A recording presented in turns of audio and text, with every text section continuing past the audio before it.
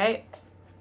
Got a surprise guest appearance from Indy, who's already so riveted she's yawning this morning. This is chapter 7. This is going to be our longest one. It's obviously going to be a part 1, part 2. And I'm just going to tell you right now, this is a wild ride. This is the chapter where you're like, everything is going to happen a little bit in this chapter. So here we go. Page 113. It was when curiosity about Gatsby was at its highest that the lights in his house failed to go on one Saturday night, and as obscurely as it had begun, his career at Trimalchio was over. Only gradually did I become aware that the automobiles which turned expectantly into his drive stayed for just a minute and then drove sulkily away. Wondering if he were sick, I went out to find out. An unfamiliar butler with a villainous face squirted at me suspiciously from the door. "Is Mr. Gatsby sick?" "Nope." After a pause, he added, "Sir," in a dilatory, grudgingly way. I hadn't seen him around, and I was rather worried. "Tell him Mr. Carraway came over." "Who?" he demanded rudely. "Carraway." "Carraway. All right, I'll tell him." Abruptly, he slammed the door. My Finn informed me that Gatsby had dismissed every servant in his house a week ago and replaced them with half a dozen others who never went into West Egg Village to be bribed by the tradesmen, but ordered moderate supplies over the phone. The grocery boy reported that the kitchen looked like a pigsty, and the general opinion in the village was that the new people weren't servants at all. Next day, Gatsby called me on the phone. "Going away?" I inquired. "No, old sport." "I hear you fired all your servants." I wanted somebody who wouldn't gossip. Daisy comes over quite often in the afternoons. So the whole caravanserai had fallen in like a card house at the disapproval in her eyes. "There's some people Wolfsheim wanted to do something for. They're all brothers and sisters. They used to run a small hotel." "I see." He was calling up at Daisy's request. Would I come to lunch at her house tomorrow? Miss Baker would be there. Half an hour later, Daisy herself telephoned and seemed relieved to find that I was coming. Something was up. And yet I couldn't believe that they would choose this occasion for a scene, especially for the rather harrowing scene that Gatsby had outlined in the garden. The next day was broiling, almost the last, certainly the warmest of the summer. As my train emerged from the tunnel into sunlight, only the hot whistles of the National Biscuit Company broke the simmering hush at noon. The straw seats of the car hovered on the edge of combustion. The woman next to me perspired delicately for a while into her white shirtwaist, and then, as her newspaper dampened under her fingers, lapsed despairingly into deep heat with a desolate cry. Her pocketbook slapped to the floor. "Oh my," she gasped. I picked it up with a weary bend and handed it back to her, holding it at arm's length and by the extreme tip of the corners to indicate that I had no designs upon it. But everyone nearby, including the woman, suspected me just the same. "Hot," said the conductor to familiar faces. "Some weather. Hot, hot, hot. It was hot enough for you. Is it hot? Is it?" My commutation ticket came back to me with a dark stain from his hand.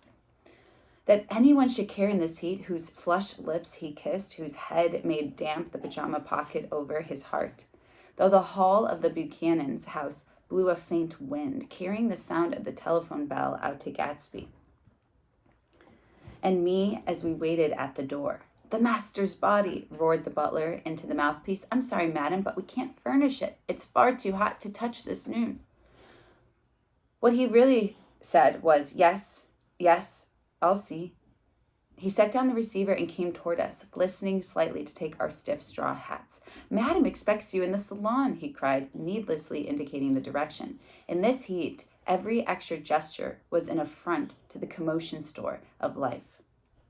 The room, shadowed well with awnings, was dark and cool. Daisy and Jordan lay upon an enormous couch, like silver idols, weighing down their whole white dresses against the singing breeze of the fans. "We can't move," they said together. Jordan's fingers, powdered white over their tan, rested for a moment in time. "And Mr. Thomas Buchanan, the athlete?" I inquired. Simultaneously, I heard his voice, gruff, muffled, husky, at the hall telephone.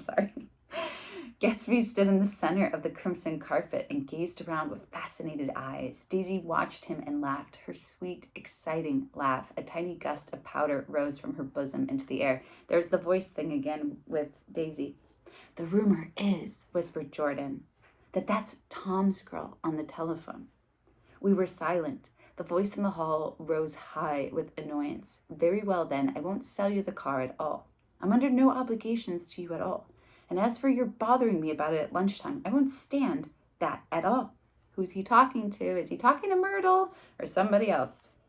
"Holding down the receiver," said Daisy cynically. "No, he's not," I assured her. "It's a bona fide deal. I happen to know about it." Tom flung open the door, blocked out its space for a moment with his thick body, and hurried into the room. "Mr. Gatsby!" He put out his broad, flat hand with well-concealed dislike. "I'm glad to see you, sir. Nick." "Make us a cold drink," cried Daisy.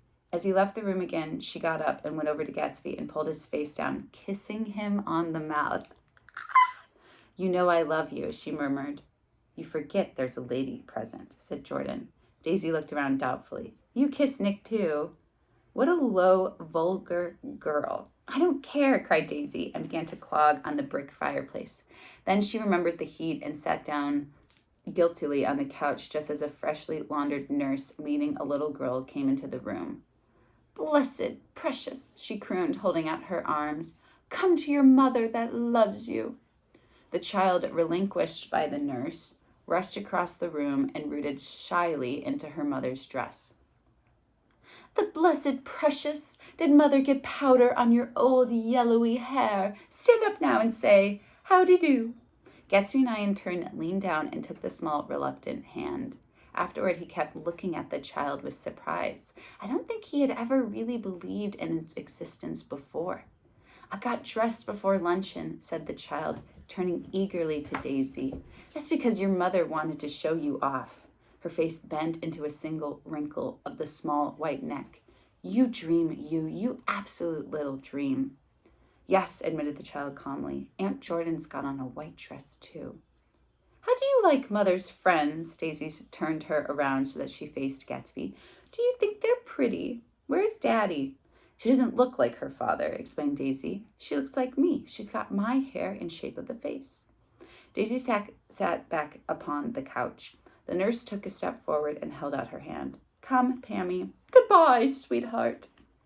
With a reluctant, backward glance, the well-disciplined child held to her nurse's hands and was pulled out the door just as Tom came back, preceding 4 gin rickeys that clicked full of ice. Gatsby took up his drink. They certainly look cool," he said with visible tension. We drank in long, greedy swallows. "I read somewhere that the sun's getting hotter every year," said Tom genially. "It seems that pretty soon the Earth's going to fall into the sun. Or wait a minute, it's just the opposite. The sun's getting colder every year." "Come outside," he suggested to Gatsby. "I'd like you to have a look at the place." I went with them out to the veranda. On the green Sound, stagnant in the heat, one small sail crawled slowly toward the fresher sea. Gatsby's eyes followed it momentarily. He raised his hand and pointed across the bay. "I'm right across from you." "So you are." Our eyes lifted over the rose beds and the hot lawn and the weedy refuse of the dog days along shore. Slowly, the white wings of the boat moved against the blue, cool limit of the sky. Ahead lay the scalloped ocean and the abounding Blessed Isles. Beautiful description of writing right there, friends. "There's a sport for you," said Tom, nodding. "I'd like to be out there with him for about an hour." We had luncheon in the dining room, darkened too against the heat, and drank down nervous gaiety with the cold ale. "What'll we do with ourselves this afternoon?" cried Daisy. "And the day after that, and the next 30 years. "Don't be morbid," Jordan said. "Life starts all over again when it gets crisp in the fall." "But it's so hot," insisted Daisy, on the verge of tears, "and everything's so confused. Let's all go to town."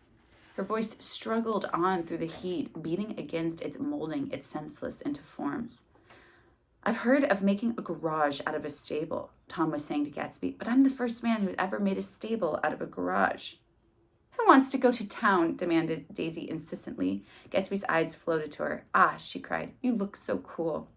Their eyes met, and they stared together at each other, alone in space. With an effort, she glanced down at the table. "You always look so cool," she repeated. She had told him that she loved him, and Tom Buchanan saw. He was astounded. His mouth opened a little, and he looked at Gatsby and then back at Daisy as if he had just recognized her as someone he knew long ago. Please circle this page, 119. This is such a beautiful page. "You resemble the advertisement of the man," she went on innocently. "You know, the advertisement of the man." "All right," broke in Tom quickly. "I'm perfectly willing to go to town. Come on, we'll all go to town." He got up, his eyes still flashing between Gatsby and his wife. No one moved. "Come on!" His temper cracked a little. "What's the matter anyhow? If we're going to town, let's start." His hand, trembling with his effort at self-control, bore to his lips the last of his glass of ale. Daisy's voice got us to our feet and out onto the blazing gravel drive. "Are we just going to go?" she objected. "Like this? Are we going to let anyone smoke a cigarette first?" Everybody smoked all through lunch. "Oh, let's have fun," she begged him. "It's too hot to fuss." He didn't answer. "Have it your way," she said. "Come on, Jordan." They went upstairs to get ready while we three men stood there shuffling the hot pebbles with our feet. A silver curve of the moon hovered already in the western sky.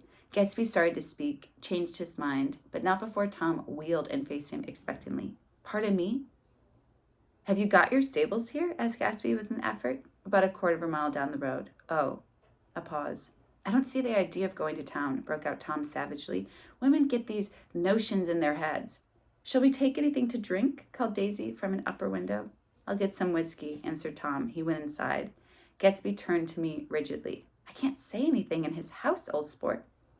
"She's got an indiscreet voice," I remarked. "It's full of—" I hesitated. "Her voice is full of money," he said suddenly. Mark this page. That was it. I'd never understood before. It was full of money. There was the inexhaustible charm that rose and fell in it, the jingle of it, the symbol's song of it, high in a white palace, the king's daughter, the golden girl. Tom came out of the house wrapping a quart bottle in a towel, followed by Daisy and Jordan, wearing small tight hats of metallic cloth and carrying light capes over their arms. "Shall we all go in my car?" suggested Gatsby. He felt the hot green leather of the seat. I had to have left it in the shade. "Is it standard shift?" demanded Tom. "Yes." "Well, you take my coupe and let me drive your car to town." The suggestion was distasteful to Gatsby. "I don't think there's much gas," he objected. "Plenty of gas," said Tom boisterously. He looked at the gauge. "And if it runs out, I can stop at a drugstore. You can buy anything at a drugstore nowadays." A pause followed this apparently pointless remark. Daisy looked at Tom, frowning at an indefinable expression, at once definitely unfamiliar and vaguely recognizable, as if I had only heard it described in words passed over his face. What did Daisy say to Tom that Gatsby's business was? Drugstores. That's a nod from Tom to Gatsby there. "Come on, Daisy," said Tom, pressing her with his hand toward Gatsby's car. "I'll take you in the circus wagon." He opened the door, but she moved out from the circle of his arm. "You take Nick and Jordan. We'll follow you in the coupe." She walked close to Gatsby, touching his coat with her hand. Jordan and Tom and I got into the front seat of Gatsby's car. Tom pushed the unfamiliar gears tentatively, and we shot off into the oppressive heat, leaving them out of sight behind. "Did you see that?" demanded Tom. "See what?" He looked at me keenly, realizing that Jordan and I must have known all along. "You think I'm pretty dumb, don't you?" he suggested. "Perhaps I am, but I have almost a second sight sometimes that tells me what to do. Maybe you don't believe that, but science—" He paused. The immediate contingency overtook him, pulled him back from the edge of the theoretical abyss. "I've made a small investigation of this fellow," he continued. I could have gone deeper if I'd known." "Do you mean you've been to a medium?" inquired Jordan humorously. "What?" Confused, he stared at us as we laughed. "A medium? About Gatsby." "About Gatsby? No, I haven't. I said I'd been making a small investigation of his past." "And you found he was an Oxford man," said Jordan hopefully. "An Oxford man?" He was incredulous. "Like hell he is. He wears a pink suit." "Nevertheless, he's an Oxford man." "Oxford, New Mexico," snorted Tom contemptuously, "or something like that."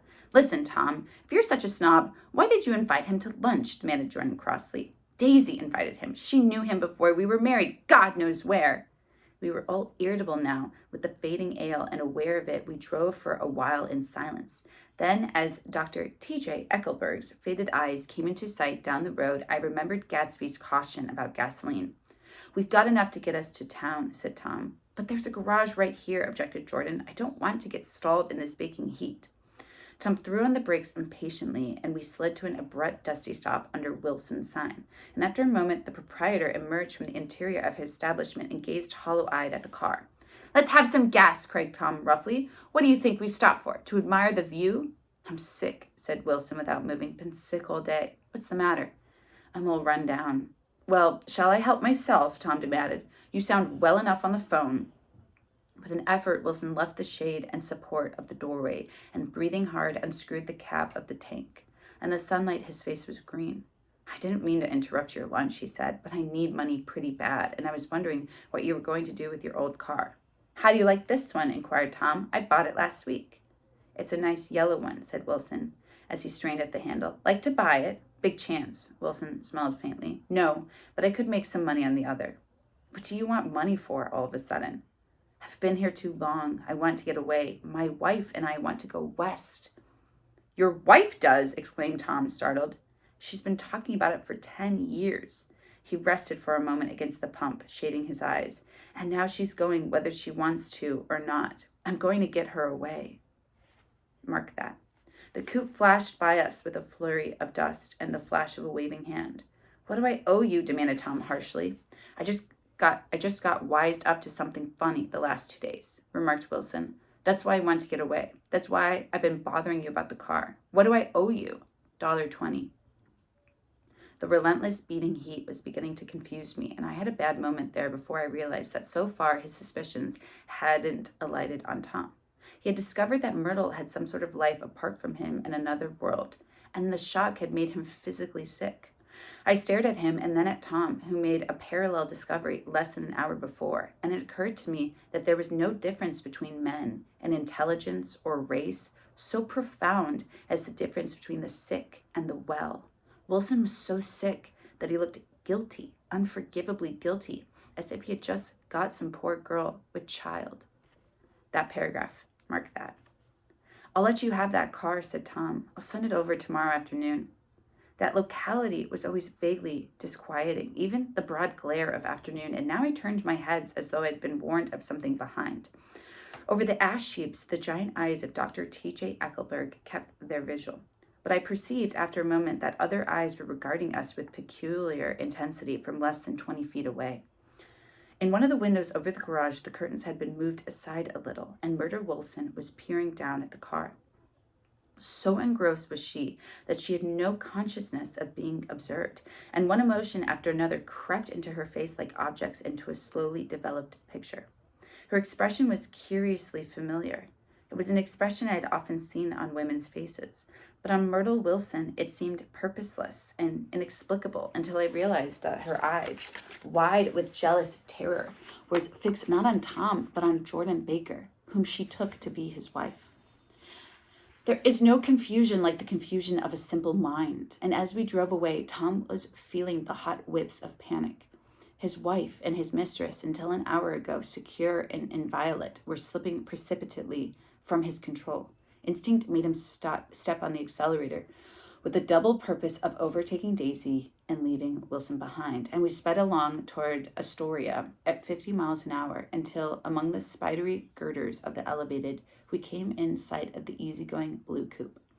"Those big movies around 50th Street are cool," suggested Jordan. "I love New York on summer afternoons when everyone's away.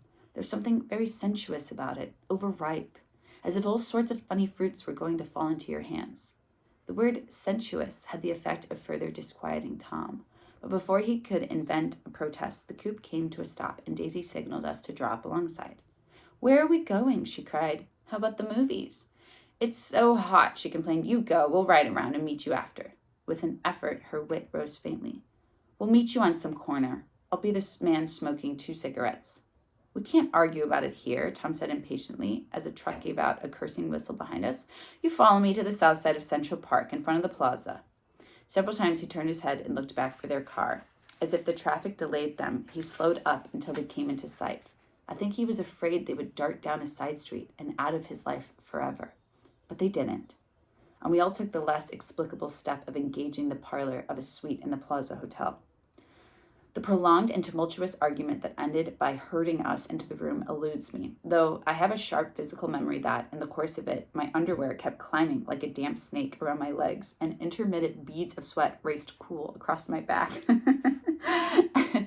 The notion originated with Daisy's suggestion that we hire 5 bathrooms and take cold baths, and then assumed more tangible form as a place to have a mint julep. Each of us said over and over that it was a crazy idea. We all talked at once to the baffled clerk and thought, or pretended to think, that we were being very funny. The room was large and stifling, and though it was already 4 o'clock, opening the windows admitted only a gust of hot shrubbery from the park. Daisy went to the mirror and stood with her back to us, fixing her hair. "It's a swell suite," whispered Jordan respectfully, and everyone laughed. "Open another window," commanded Daisy, without turning around. "There aren't any more." "Well, we'd better telephone for an axe." "The thing to do is forget about the heat," said Tom impatiently. "You make it 10 times worse by crabbing about it." He unrolled the bottle of whiskey from the towel and put it on the table. "Why not let her alone, old sport?" remarked Gatsby. "You're the one that wanted to come to town." Yikes!